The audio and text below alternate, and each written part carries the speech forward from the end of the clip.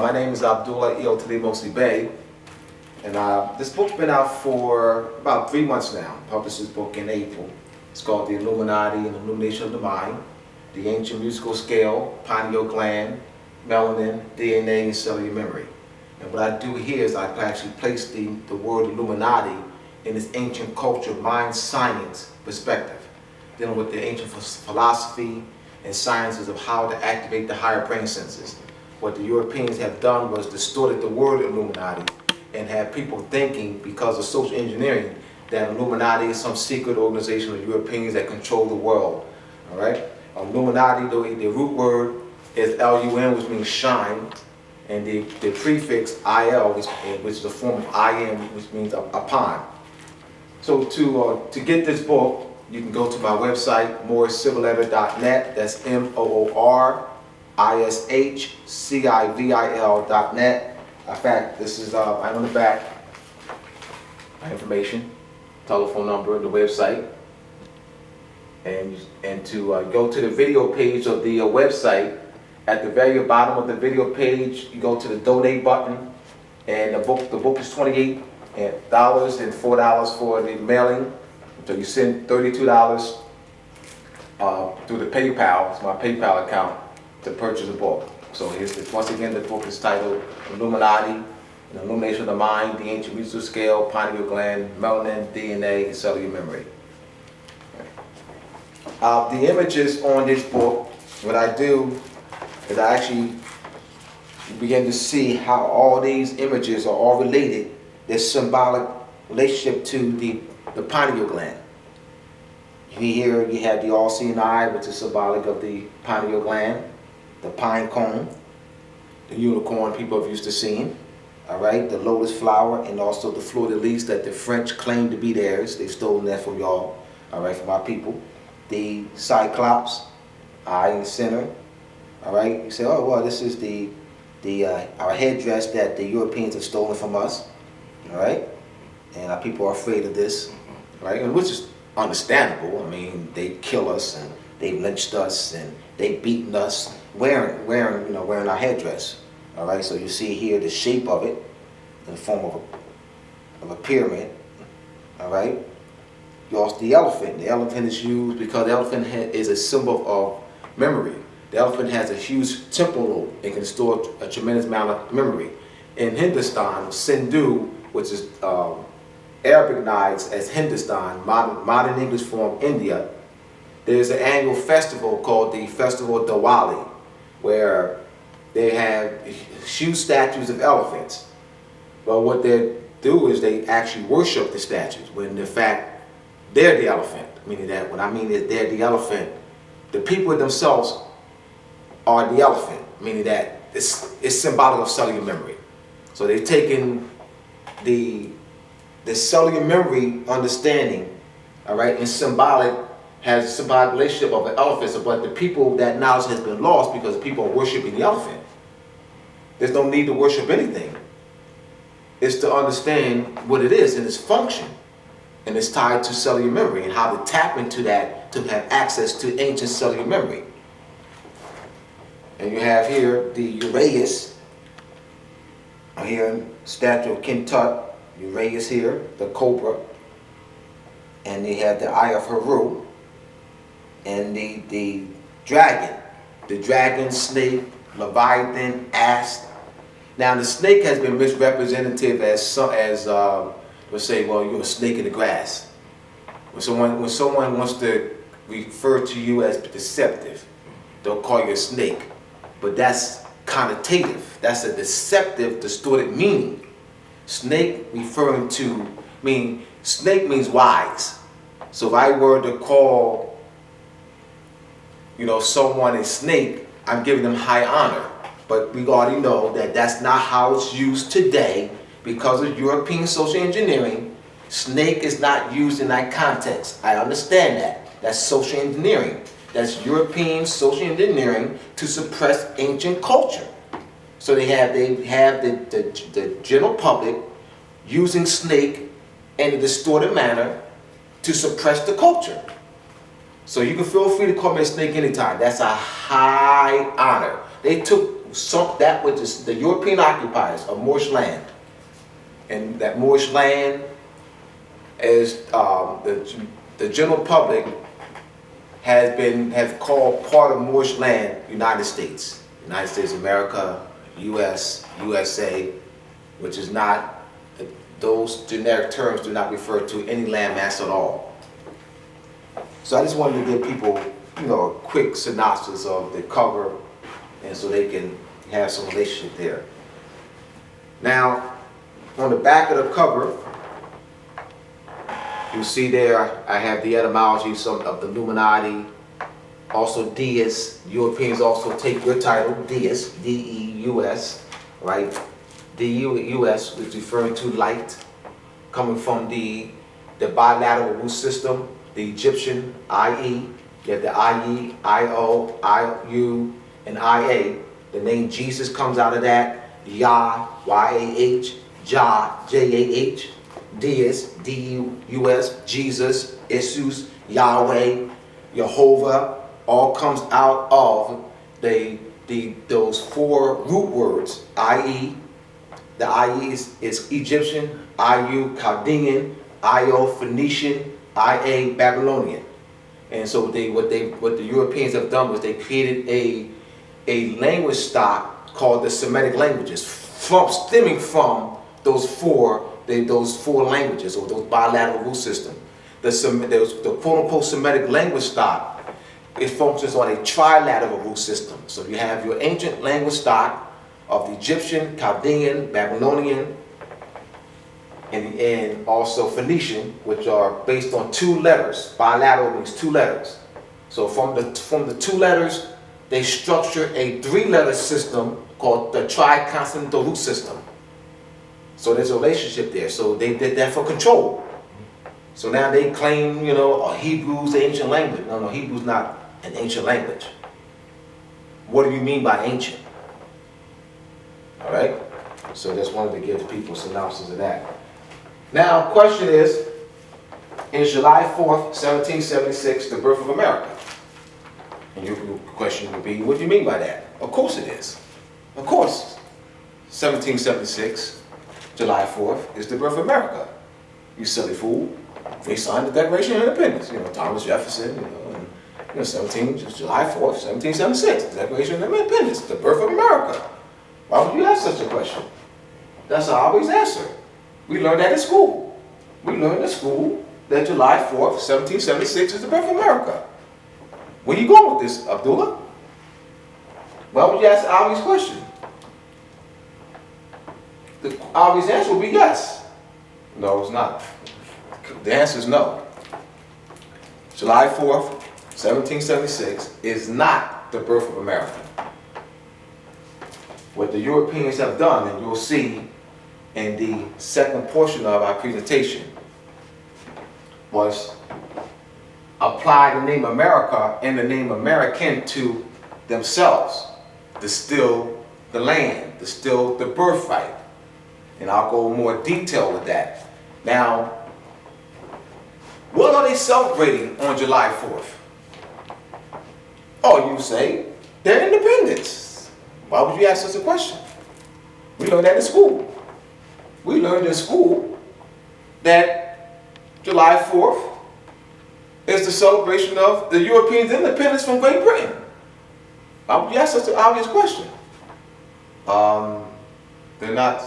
That's July 4th is not the celebration of independence of Europeans, the colonies breaking from Great Britain. July 4th is Egyptian New Year. July 4th is the Egyptian New Year. So now we're going to get into that. How's July 4th the Egyptian New Year? What does that mean? It's called the Heligo Rising of Sirius. Rising of Sirius. Sirius is referred to as the dog star. And the reason why Sirius is referred to as the dog star because it's in the constellation of Canis Major, the great dog. What occurs astronomically, the word H-E-L is your root word. It means sun. The Latin word is soul. All right? You have the word holy, deriving from the Greek. And hell, H-E-L-L, and holy. And hell, this is a form of hell, all right? Which means sun. So the Holy Bible is a sun book, S-U-N book. So the helical rising of Sirius, as in the AL, the suffix means pertaining to the sun. What occurs is that the dog star Sirius and the sun are in 0 degrees of separation. That's called a conjunction. They rise at the same time. Sirius can't be seen for a period of 70 days. That's what's called the duat, or Sirius is behind the sun. All right, beginning from around April 20th, April 22nd, Sirius is behind the sun until it's what? Rising in conjunction with the sun. And that cycle of Sirius is 365 days. Remember that number, 365 days. It's the cycle of Sirius. We're going to show you that the calendar that you used all your life is an Egyptian calendar. You have never used any other calendar in your entire life. But what do you mean? I thought it was the Gregorian calendar, and then before that was the, the Julian calendar. What do you mean? No, it's the Egyptian calendar. All right, and we're going to go into detail. Now, in Masonry, they have what's called the winding staircase.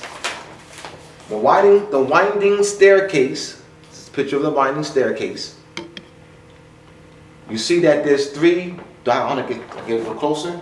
Find here? All right. I didn't know that. All right. There's 3 sets of stairs.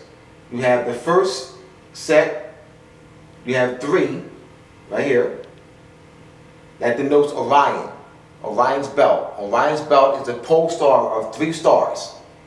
5, there's 5 stairs, that represents Taurus, as Taurus is a fixed constellation of 5 stars.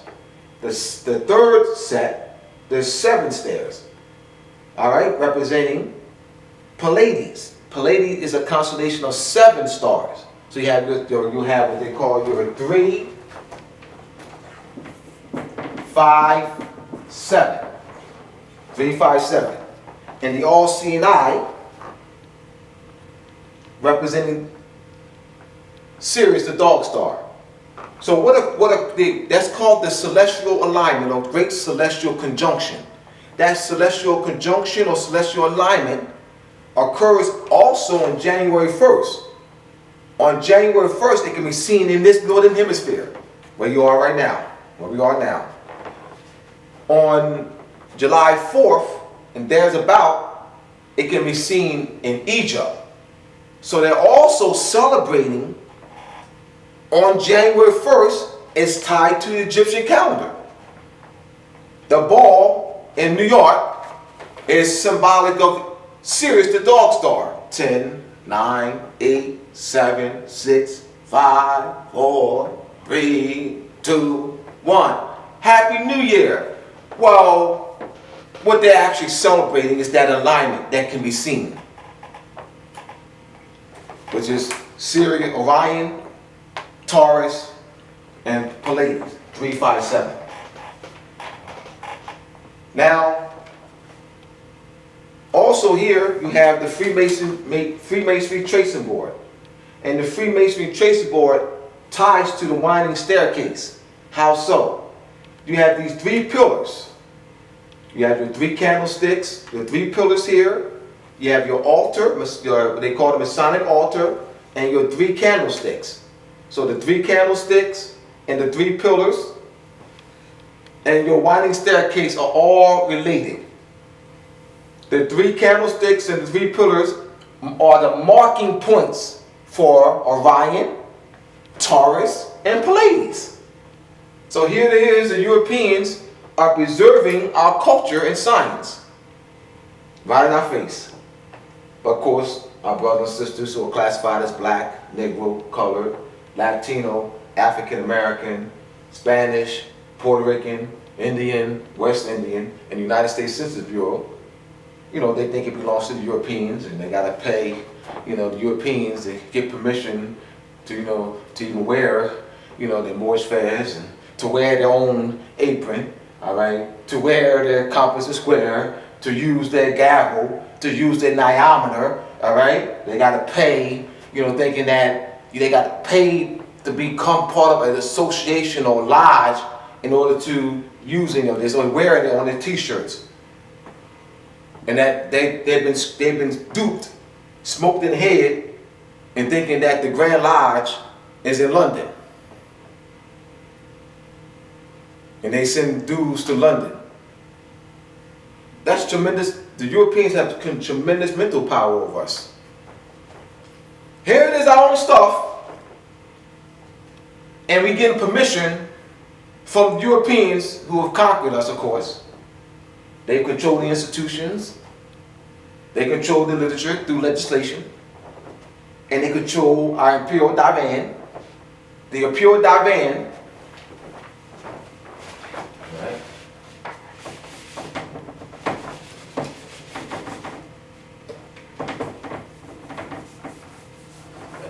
The imperial divan is D-I-V-A-L, D-I-V-A-N, divan.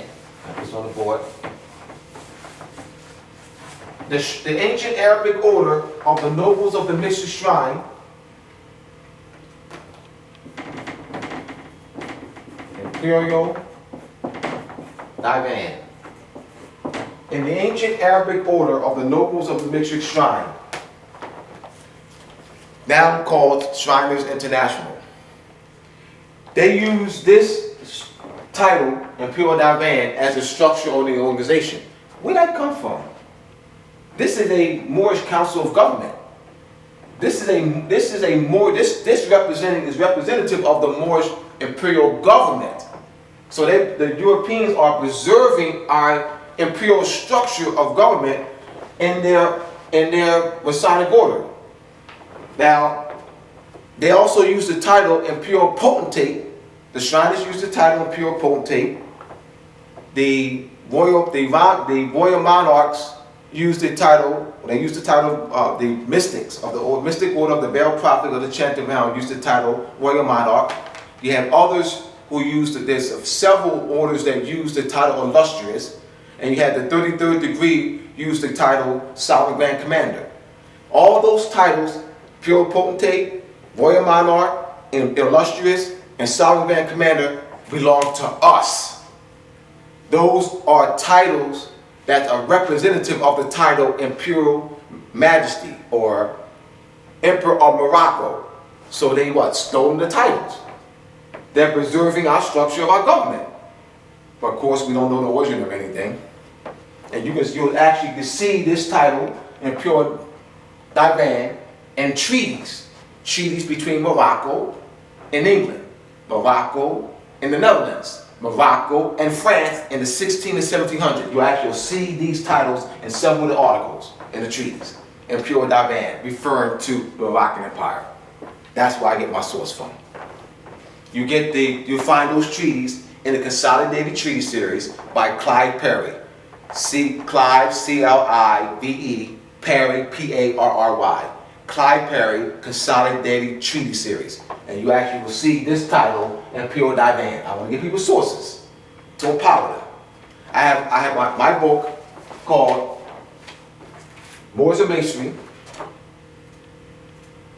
You know, some of those treaties will be in the book. Moors and Masonry. We already started the layout for Moors and Masonry. I've been working on the book for quite some time, most of my adult life, studying and researching for this book. It has here summer of 2015, you'll see here, but it's going to be actually in the fall. You'll see here, Moors and Masonry is the title. And I have here, what I do is I place us in our proper perspective. All right, Rastafari, Nin, Hanifa, Rakaya, a lot of people know Taj, and Rashan. All right, and I have the Moorish flag, all right, which is the American flag, superimposed over a portion of America. I have the fez here, and also the Great Seal. Below I have the three buildings, the Capitol building, all right, Supreme Court building, the Capitol building and the White House. Below that I have four Europeans wearing our Moorish fez. Above them, who are these apostles? You have three mystics or grottos, mystic order of the Bell Prophets of the Chanted Realms, established in 1855 in Hamilton, New York, and I had one Shriner. The book topic: the Moorish enslavement and the ransoming of Europeans during the 15, 16, 1700s. We may be examining the transatlantic slave trade story. Book topic 2, the federal government and the Imperial Divan restored to the Moors. Book topic 3, restoring the Moorish hereditary birthright title noble to the Moors. Book title 4, restoring the Moorish sovereign titles Imperial Potentate, Royal Monarch, Sovereign Grand Commander, and Illustrious to the Moors. Now the title noble, the Shriners use your title, our title, noble, as an officer of the shrine. No, that's not what that means. That's called birthright theft. They've taken a title that belongs to us, noble, by birthright, by inheritance. It's a hereditary title. You can't buy it. It can't be bestowed upon you. It can't be given to you because you're a member of the shrine. You are born. It's hereditary. We are nobles by hereditary. It's a hereditary title. By blood. It is passed down through blood, ancestry, lineage, national origin, descent, parentage. You can't buy it. You can't buy your way into nobility. Right? So I just want to... Now I have Moors and Masonry Part 2. Moors and Masonry Part 2. This will be out next year, early next year. Moors and Masonry Part 2. And I showed a political process of people see this on July. They'll see this a lot on July 4th. They'll see that, a lot of Europeans and our people, wearing t-shirts, all right, with the part of America and the Star Spangled Banner superimposed over it. They see a lot of this. So what it represents: colonization and secession. Colonization and cession. Those are in international law. You have what's called the eradication of colonialism. You also have here in international United Nations, 3rd decade of the eradication of colonialism. And this is where it comes in. This is the reverse. This is the restoration process. So when you see this here, what it means is the restoration process of restoring the Imperial Divan, the titles Imperial Potentate, Sovereign Grand Commander, Royal Monarch, Illustrious, the title Noble, and the land, and the government, the federal government, Moorish federal government, back to the Moors. So this is called decolonization and state secession in international law. As I said before, in the United Nations, they have what's called the 3rd decade. So in the 3rd decade of the eradication of colonialism. You also, in the United Nations, has the United Nations granting the Declaration of granting colonial countries and peoples their independence. Now, there's another book coming out, maybe this year, later in this year, called The Masonic Compass and Square and their connection to timekeeping and measurements. Now, I'm going to come back to this. I'm going to come back to the meaning of this. Another book, My Experience Teaching Nationality to over 5,000 students in the Kansas City Public School. This will be out next year. Another book that will be out next year, Commerce and Human Trafficking Disguised as Race. And I have, this is question number 9 of the 2010 census. What is your race? And they have, so we'll go into that later. Another book coming out next year, The Astronomy and Geometry of Christianity. And the book that I'm talking about today, coming from today, is American or United States Citizen. Now the astronomical portion about the winding staircase, about the candlestick, that explanation is in this book. That's coming out next year. The end of this year. All right? But the second portion of this presentation is coming from this book, American ? Or United States Citizen ? continue right along. Now, look at this image here. Knights Templar. The Knights Templar use your stuff, our stuff. What does this mean? The cross, that tilted cross placed within a crown. That tilted cross placed within a crown represents the precession of the equinoxes. That cross is tilted at a 23.5 degree angle. There are several streets that are laid out in Washington, D.C. at a 23.5 degree angle, symbolic of the precession of the equinoxes. So that the crown represented the 12 signs of the zodiac. What causes the precession of the equinoxes is the earth wobble and the axial tilt at a 23.5 degree angle. That's what that represents. So I actually show that through images, all right? The book cover, earth being tilted at a 23.5 degree angle. Now you have here, the Royal Arts use this symbol. The Royal Arc uses the what's it called, the triple tau, and within the triangle, the equilateral triangle, and the equilateral triangle is within a circle. The tau, you know as the cross. You know as the cross. All right? Comes from us, not Europeans. There's nothing European, so there's nothing European. You can't show me a symbol that's European in origin. There's nothing of European origin. Nothing of European origin. You'll see people see the tau, this, you know, they see it as this. They see it all the time. You see this on a lot of churches. All right, the word church means circle. And it notes the 12 signs, the zodiac. The word church means circle. Church, all right, Germanic, and circle is Latin. And also you'll see the tau, like this.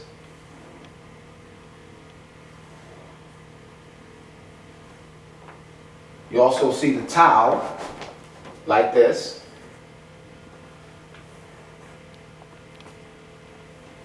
Erase that, it's up there. Space. You see the tau, and you'll see this. That's called what? Ankh. So you have the circle and the tau. So I'm showing you where they got it from. What do they call it? Culture bandits? We're rejecting our own stuff. Because we don't know the origin of anything.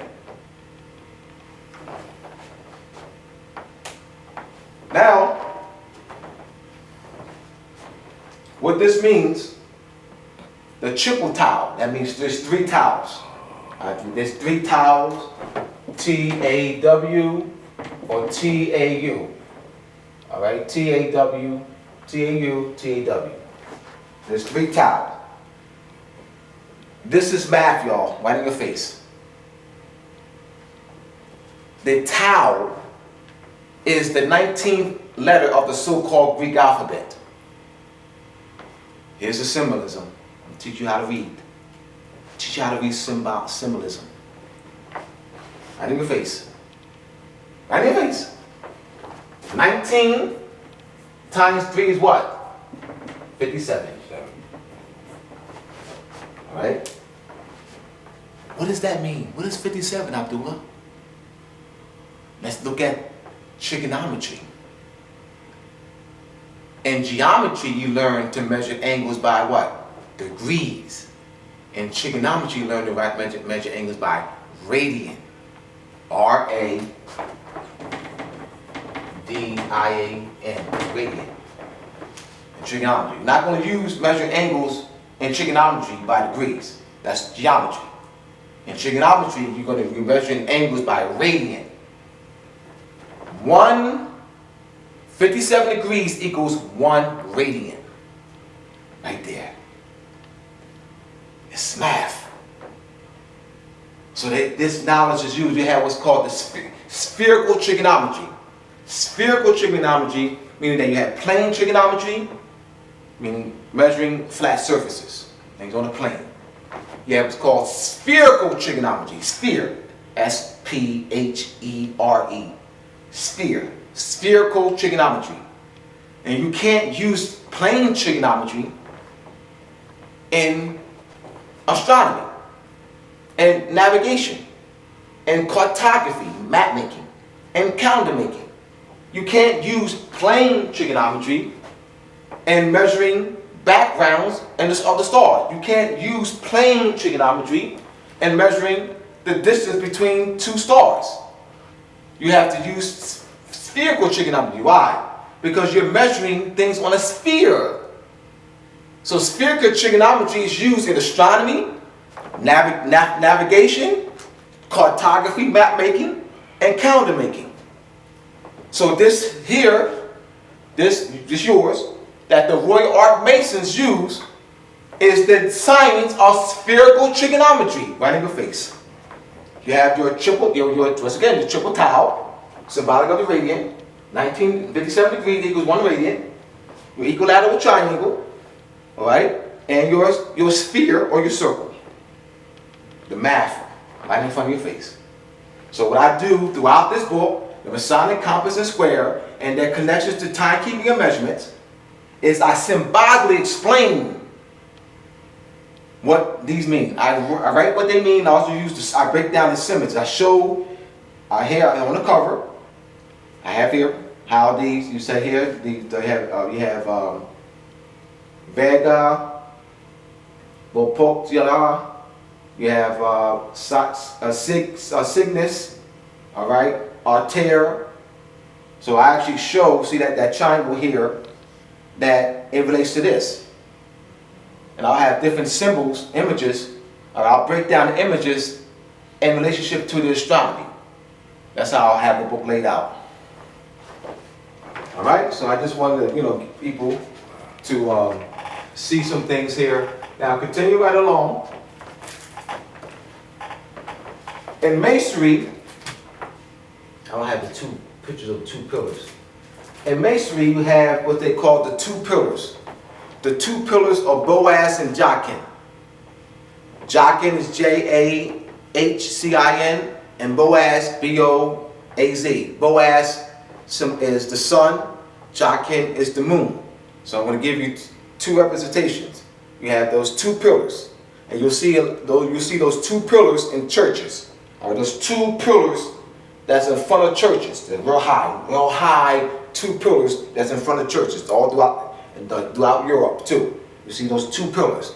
Those two pillars are astronomical markers, marking the winter solstice and the summer solstice. The science. That's how you reclaim this stuff, y'all. You reclaim it with knowledge. Now, well, that's ours. No, you have to know it. You have to be able to know what it is so that you can understand and reclaim it with pride. The Europeans, the only reason why we're saying it belongs to the Europeans is because they control the literature. They control the institutions. So all we're doing is saying what they say it is. We haven't done research the first. They're using it. They're wearing your stuff. Therefore you think it belongs to them. That's it. We haven't done research at first.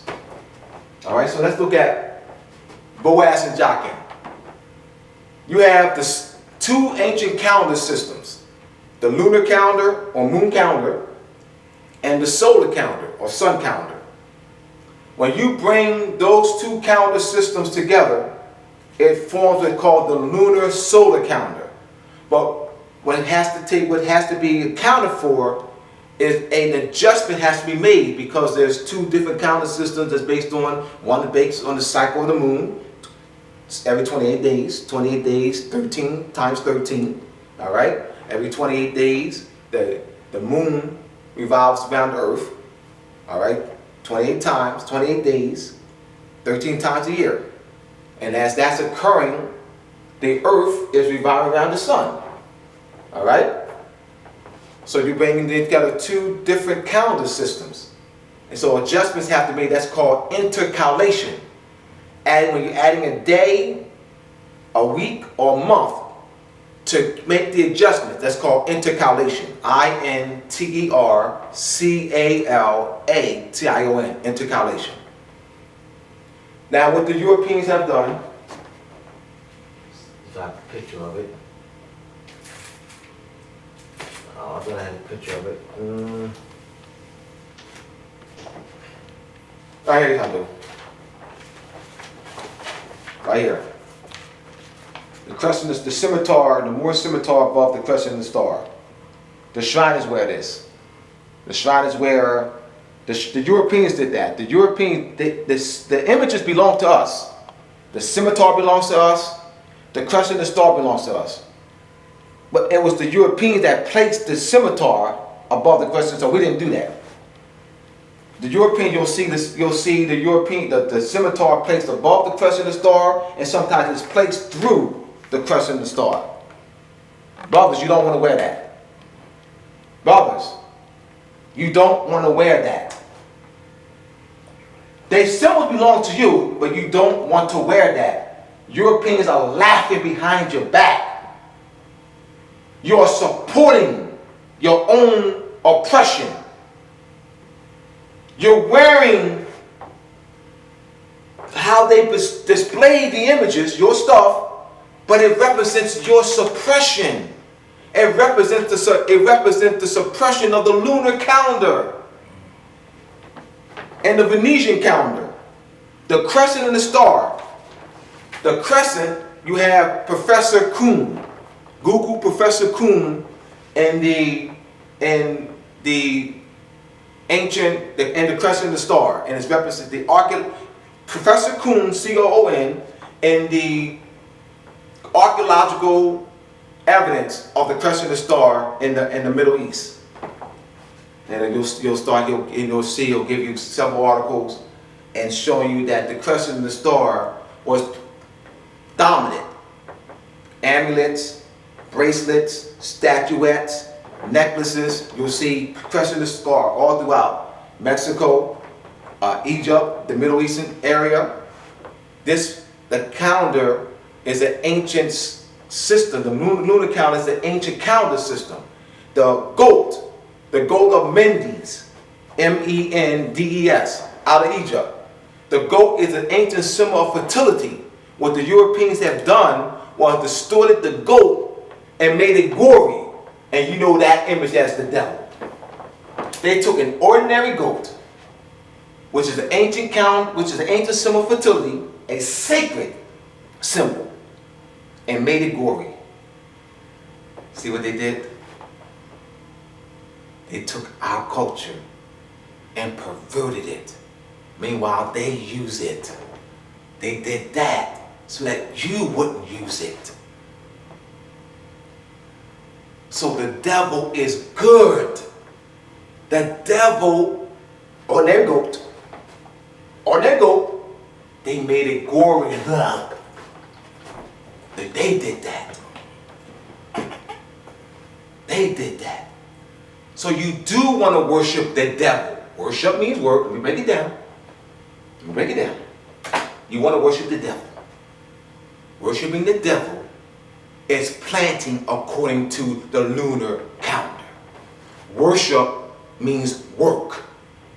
So you're planting according to the lunar calendar. The devil, the image, is the ordinary goat with the horns. The horns are symbolic of the crescent. That the horn, this form of a crescent, is symbolic of the crescent star lunar calendar. But we don't know the origin of anything. They perverted our stuff, and God's afraid of it.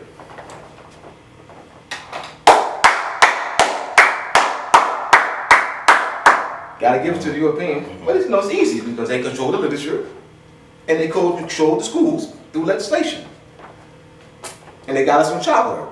So it's easy. Alright? Continue right along. Friday the 13th. Friday the 13th. Number 13 is symbolic of the lunar calendar. Once again, as I said before, the moon revolves around the earth in 28 days, 13 times a year. So that 13 times 28 is 364 days. 364 days plus the 1. You have to be 364 days is your lunar calendar. All right? 13 times. So there's 13 months in a year. The word month means moon. Month, menses, coming from the Indo-European root, me, M-E, with the macron above it. M-E, right there. M means measure. So, moon is a measure of the cycle of the moon. Now, breaking that down, you have, let's go into the sun, the solar calendar. The name Jesus is derived from, coming from the Indo-Europe, the Egyptian word form, i.e., which means sun. Deus, Jesus, Jehovah, Yah, Jah, A, that's your YA, your JA, which comes from the IA, the Babylonian. So the Jah, or YAH, Jah, JAH, Jehovah, coming from the Babylonian form IA, which means sun. So the Europeans have transliterated the ancient forms of the words into modern forms and can control its meaning as well as distort its origin. So continue right along. Now the two pillars are also representative of the solstitial points. You have 2 points where the sun is at its outer limit. As the parent motion of the sun, it has 2 outer limits. It has its highest point of elevation and its lowest point of declination. And those 2 points are called solstitial points. You have your summer solstice, which is the highest point of elevation, the winter solstice, which is the sun's lowest point of declination. Those points are determined based on the knowledge of spherical trigonometry and astronomy. Our ancestors marked those 2 points thousands of years ago. You have 2 other points they're called the equinoctial points. You have and those are 2 points where the sun crosses the equator. The sun crosses the equator at the vernal equinox, March 21st, and also crosses the equator at the autumnal equinox, September 23rd. So those are forming your cross. All right, your solstitial points and your equinoctial points. Now let's go back to the 2 pillars of Boaz and Jachin. Boaz and Jachin, you have those 2 pillars and your checkerboard floor. The checkerboard floor, there's 64. There's 64 parts or tiles in the checkerboard floor. It's white and black. The reason why it's white and black because it deals with the shadow. Light, shadow, light, shadow. The path of the sun, we're talking astronomy. The path of the sun, the path of the motion of the sun, or the path of the sun, and the shadow that the sun casts. Using the knowledge of math and astronomy, you charting the path of the sun, and you're marking and measuring the shadow that is cast, the length of the shadow. What did that give you? What knowledge? Let you know the time of year it is, also the time of day it is. You know what time of day it is based on the length of the shadow. Where the shadow is. You have they call the obelisk. That's the Greek word. The obelisk, that knowledge where you put a long stick within the ground. This is ancient, y'all. This is thousands of years old knowledge. The Europeans are just preserving it. You put a stick in the ground, and so that you can mark your points. And the sun will cast a shadow. And you know what time of day it is, and also time of year based on the casting of the sun's shadow. So that's a time measurement. That's a timekeeper. The obelisk is a time. Oh, look at that beautiful. We just lost the knowledge.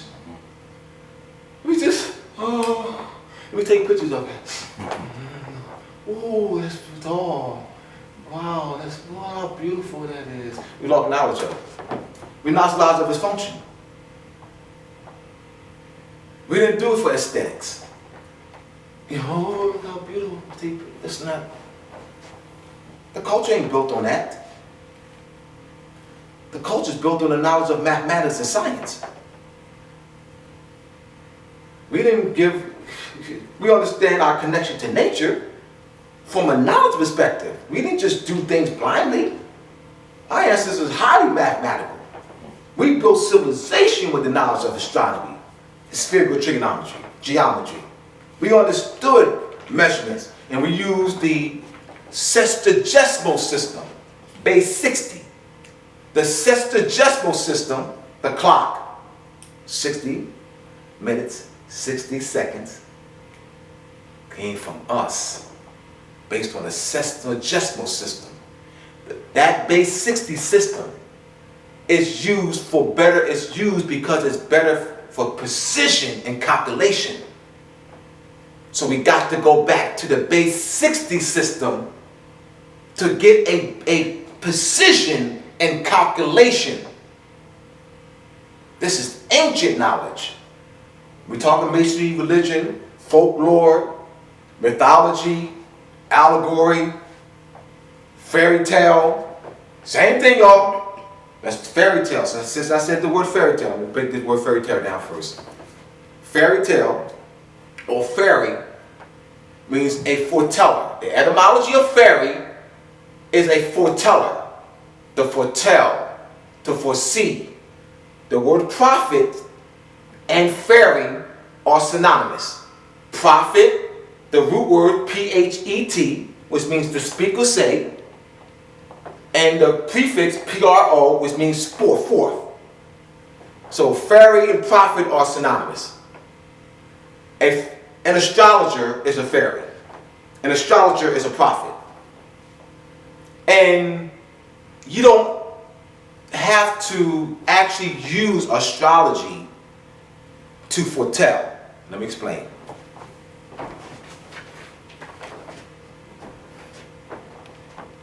Your pineal gland.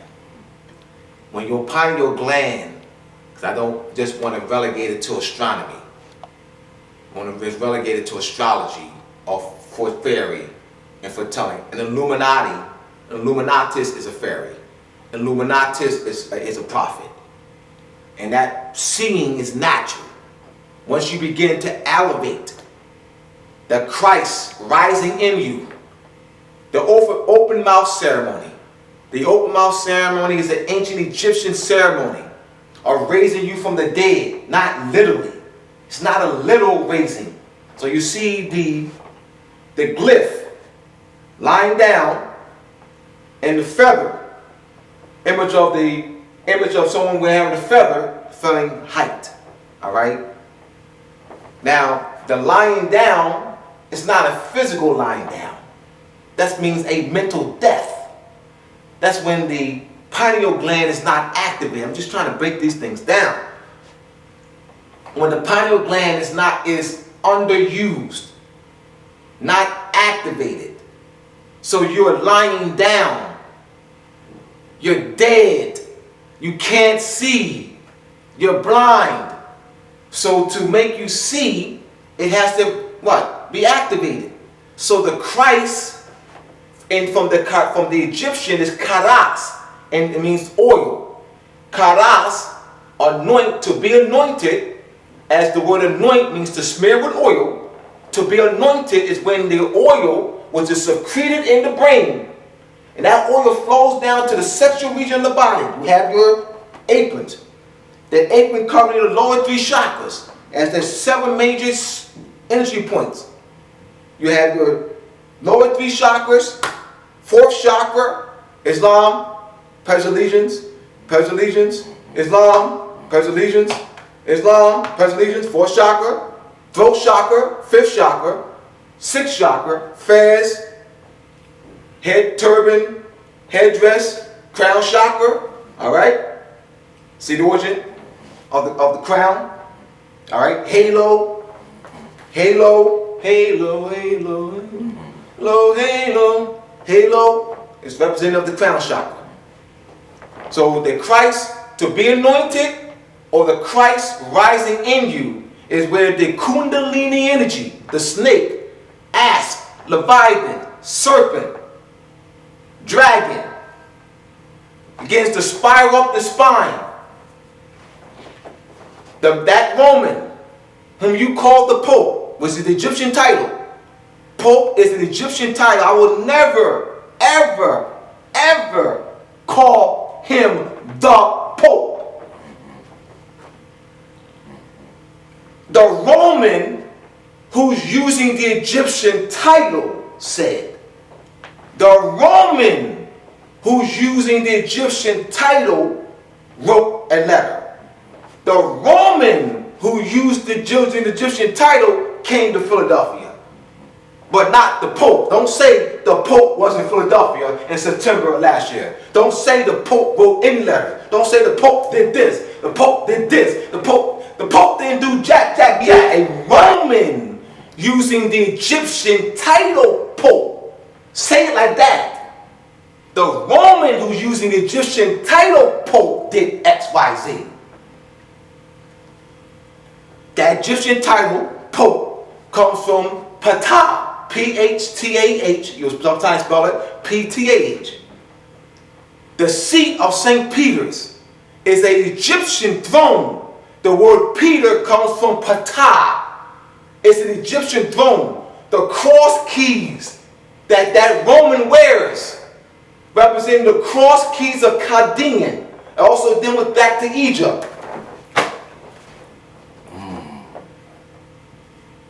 Cross, and you have the two ox. All right, out here, huge statues. What does that mean? Oh, you say it all the time. Double cross. St. George's cross and St. Andrew's cross. St. George's cross, red, white. St. Andrew's cross, red, white, and blue. And they put them together and form what? The double cross. Double cross. He double crossed me. He double crossed me. Tropical cross. The four seasons. The galactic cross. Every 1,252 years. The tropical cross and the galactic cross forms the double cross. That's how they got that. But they put it in front of your face. Since we don't know jack about jack, we think it belongs to them. The colors red, white, and blue. Oh yeah, that's the Europeans. Yeah, the colors red, white, and blue. We gotta have our own colors. You know what I mean? See, our colors are red and green. You know what I mean? See, that's our national colors. Yeah, the Moorish colors, red and green. Yeah, that's the Moorish national colors. See, the European colors are red, white, and blue. Lie, lie, lie, lie, lie, lie. What do you mean? Yeah, European colors are red, white, and blue. Lie, lie, lie. That's the colors of the Dark Star Sirius. Flickers, that's red, white, and blue. I said to you, ain't nothing that's European in origin. Nothing European in origin. We just don't know jack about jack. Because they control the institutions through legislation and the literature. Therefore, they control our minds. So they claim our culture and practice it in front of your face. And because you so-called Afrocentric, you reject it, like I did. He played me too, like a fiddle.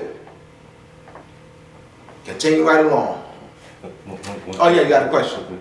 Can you spell that base 60 system that was known as the proper word that you use? How could you spell that for me? Sexagesimo. That's S-E-X-I-G-E-S-I-M-A-L. 60. Yeah, 60. Yeah, it's base 60. Alright? And that's the base 60 system. You have base 10. You can have any base system. Any base system, base 10. Which is the decimal system is base 10. Right. You have base 60. According to the number 0 to 9. Right. 0 to 9. Well, no. The base 60 is 0 to 59. 0 to 59. That's base. 0 to 9 is decimal. Right. Base 60, 0. Is the highest number being 1 less than its base. It's any system. No, not you said 0 to 9. No, that's you're giving me base 10. Base 10. Decimal. You're giving me the decimal system. That decimal system, base 10 system, is 0 to 9, meaning that it's the highest number is 1 less than the base. So the highest number in a base 60 system is 59, meaning 1 less than the base. The base is 60, 1 less than the base is 59. Base 15 system, 14. Highest number, 15, 1 less than the base, 14. Whatever. So it applies. Right. It's the highest number is 1 less than the base. So the base 60 system, sesquidecimal system, is an ancient system that we use, and that gives you precision in calculation. So you have to go back to the decimal system, and the clock, 60 seconds, 60 minutes is based off that knowledge. So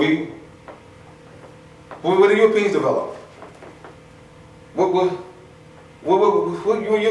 European culture? You going where to learn what? You going to England to learn what? France to learn what? Germany to learn what? You practicing what in Germany? You practicing what in France? You practicing French culture in France. You can't. You're practicing German culture in Germany. You can't. You're practicing Swedish culture in Sweden. You can't. Because it doesn't exist. Just we don't know the foundation of anything. That's why. Alright? How am I doing? Great. Alright. We got time. Alright, now we have here